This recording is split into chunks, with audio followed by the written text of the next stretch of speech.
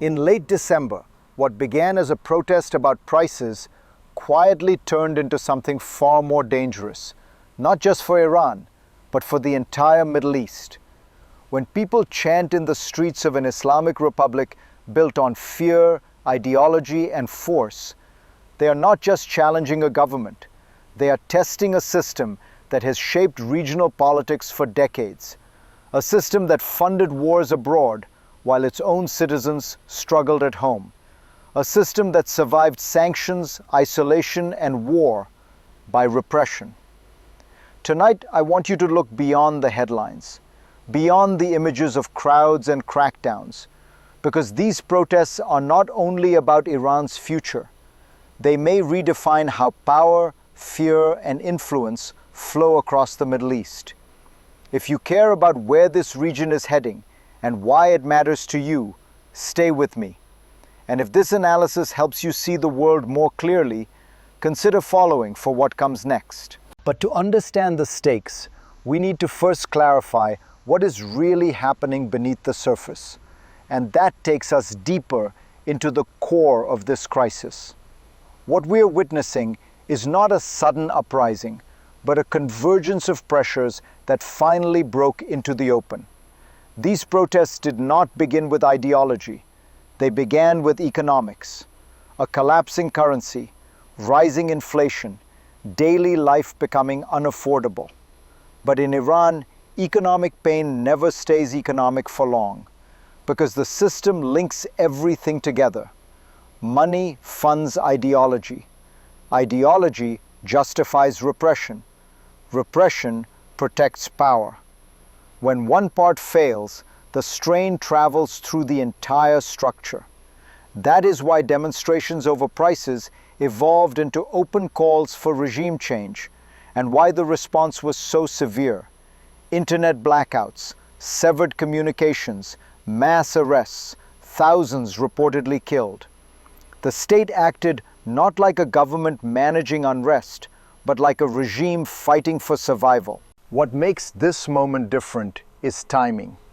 Iran is weaker regionally than it has been in years.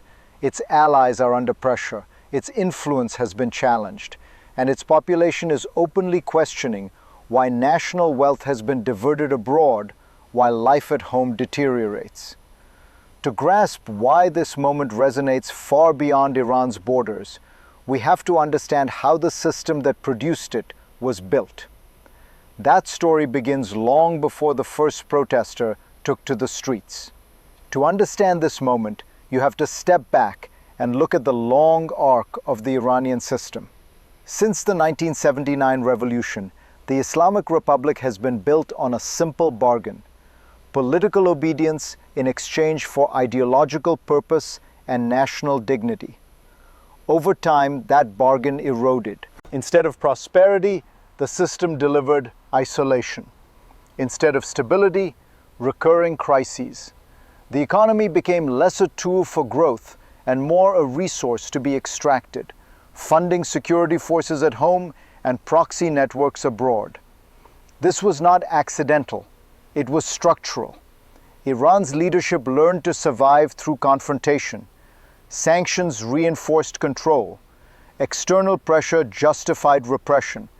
And regional interventions, from Lebanon to Gaza to Yemen, became proof of strength, even as they drained the state internally. But history also moves in cycles. The collapse of the Islamic State reduced one external justification for Iranian expansion. Recent military setbacks weakened Tehran's deterrence. And as regional rivals adjusted, normalizing relations, hedging risks, the cost of maintaining Iran's old model rose sharply. By the time protests erupted, the system was already under strain. The demonstrations did not create the crisis, they exposed it. And exposure changes everything, because once people see how the system works, fear no longer functions the same way. That realization set the stage for the first major shock. The first shock came not from the streets, but from the state's response. What could have been contained unrest was met with overwhelming force. Communications were cut, The internet went dark. Information collapsed into silence. And in that silence, violence expanded. Reports of deaths and mass arrests spread despite the blackout, not because the system failed, but because it revealed its instinct. This was not a government calibrating pressure. This was a regime signaling that survival came before legitimacy. That signal was heard far beyond Iran's borders. In Washington, the American president publicly urged protesters forward, hinting at support while leaving its limits unclear. In the region, leaders watched closely, calculating not morality, but consequences. Because when a state turns its full coercive power inward, it weakens outward. Resources are diverted, attention narrows, proxies become liabilities, rivals take note. For Iranians, this moment shattered any remaining illusion that reform alone could change the system. For the region, it raised a more dangerous question. What happens when a weakened Iran feels cornered? History suggests regimes under pressure rarely retreat quietly. They look for leverage elsewhere. And that leads us to the machinery beneath the surface, the mechanisms that turn domestic crisis into regional shockwaves. What sits beneath Iran's domestic crisis is a system designed to project strength outward, even as it absorbs weakness inward. The Islamic Republic does not separate internal survival from external influence. It fuses them. Economic resources flow first to the institutions that protect the regime, the security forces, the Revolutionary Guard, the networks that extend Iran's reach beyond its borders. Groups like Hezbollah and Hamas are not side projects. They are pillars of deterrence. They give Tehran leverage without direct confrontation. But that system only works when money, legitimacy, and fear remain intact. The protests disrupted all three. As the economy faltered, funding proxies became more controversial. As legitimacy eroded, public anger targeted foreign adventures. And as fear weakened, the cost of repression rose. This is why chants rejecting support for Gaza or Lebanon matter. They strike at the logic of the regime itself. They question why sacrifice is demanded at home for power abroad. Once that question enters public consciousness, the system starts consuming itself. Every dollar sent outward becomes politically toxic.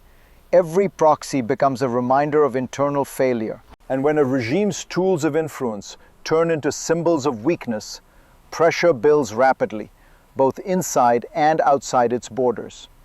That pressure soon found another outlet. The second surge of tension did not begin inside Iran. It emerged along its fault lines. As Tehran struggled to contain unrest at home, its regional position grew more fragile. In Lebanon, Hezbollah was already under strain. Israeli military pressure had degraded its capabilities. The Lebanese state, weakened but persistent, was slowly reasserting authority in the south. Even Lebanon's own president publicly signaled that Hezbollah's arms had become a burden, not a shield.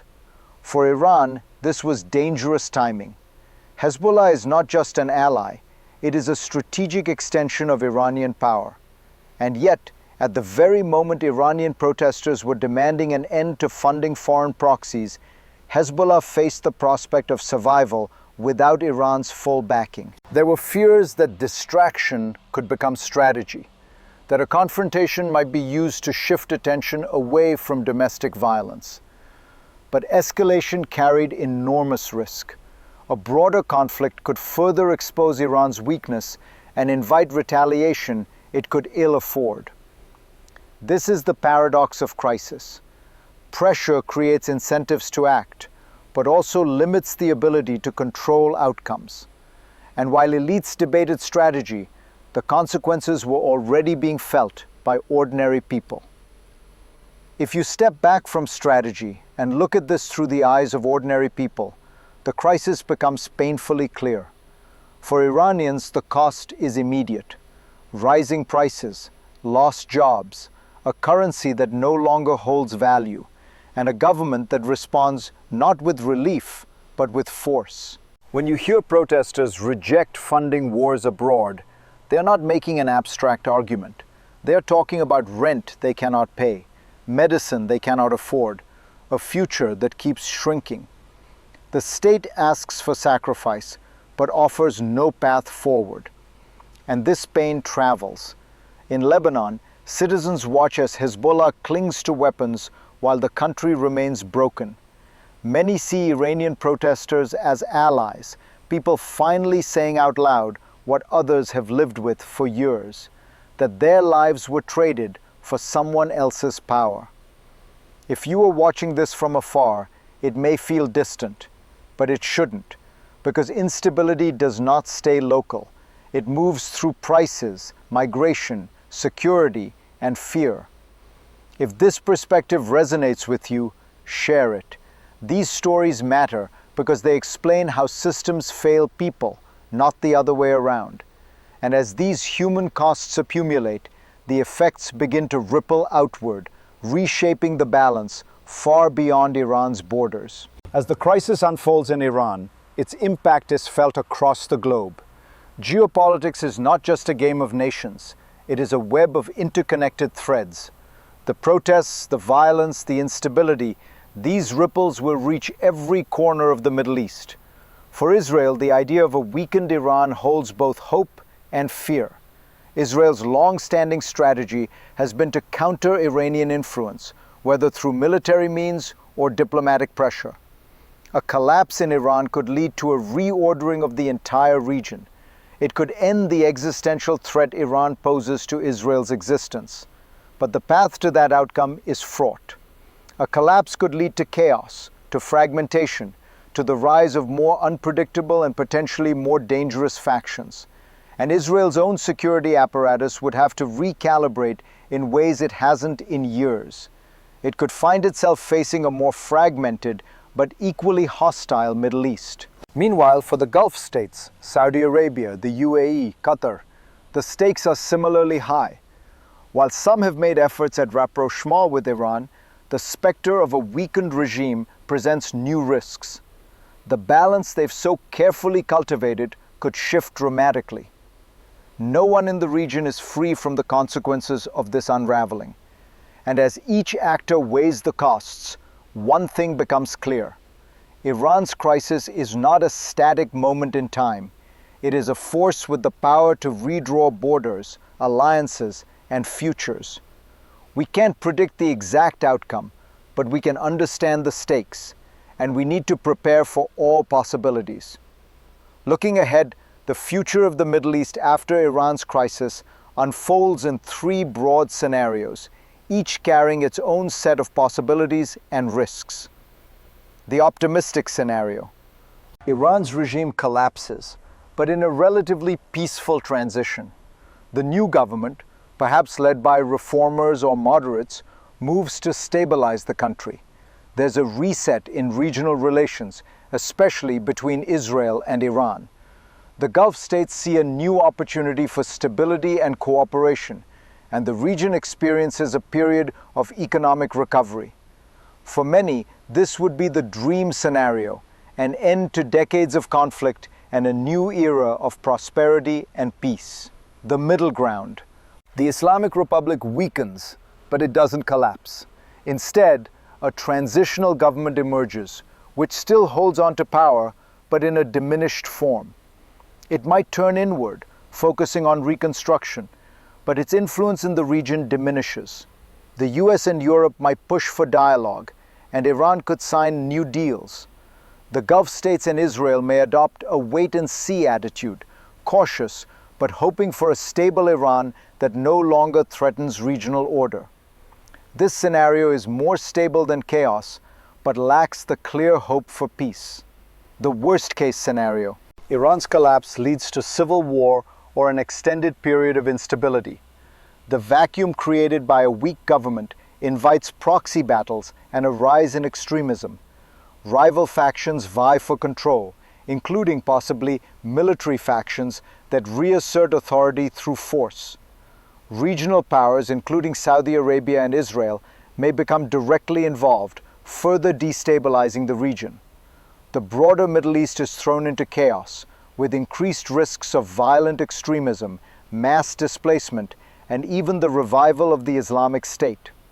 The future will be shaped by the choices Iran's leaders make, but also by how the rest of the region responds, how they manage their relationships with Tehran, whether they act to stabilize or exploit the situation, and whether they remain focused on peace or revert to old patterns of confrontation.